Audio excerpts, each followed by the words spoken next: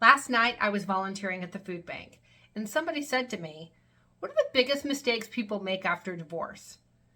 I have some thoughts. Hi, I'm Julie. I'm a divorce attorney who takes the drama out of divorce through mediation.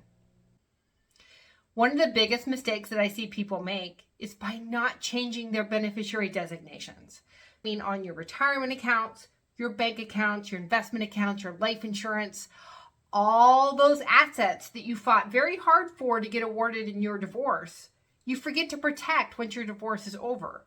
So if your former spouse was marked as a beneficiary during your marriage, you have to re-execute all of those beneficiary designations to the people you now want those assets to go to. Mistake number 2 that I see is to not change out the authorized user status of your former spouse on your credit cards. What do I mean? I mean, if your former spouse was an authorized user on your Capital One and you never removed that person, then they can actually go ahead and charge on your Capital One credit card. That's right. So call up Capital One right now and get that taken care of. Another mistake I see people make in a divorce is by simply not changing out their usernames and passwords.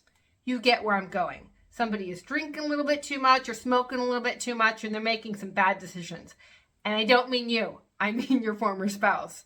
So change your usernames, change your passwords, take out all the temptation for them to do something that we're all going to regret. Don't forget about your estate plan though. Yes, you had an estate plan. I hope you had an estate plan while you were married. But if you did, it actually has some provisions that are now nullified due to your divorce. So you need to re-execute a new estate plan. So new will, new trust, all that kind of stuff. If you want to give everything to your ex-spouse, some people do, believe it or not, you still want to make sure that you're doing that post-divorce because that nullification would take them out of the running. So everything needs to be done for your estate plan post-divorce. Speaking of estate planning, don't forget to execute a new advanced healthcare directive. What's that, Julie? Well, an advanced healthcare directive is a document that tells all the medical professionals what you want when you're incapacitated. And likely your former spouse knew all that stuff, but newsflash, they're not with you anymore. So you want to make sure that you have an updated advanced healthcare directive that tells all your medical providers what you want done in the event of incapacity. Now, if you're having an estate planner do a new will and trust, just have them do this at the same time.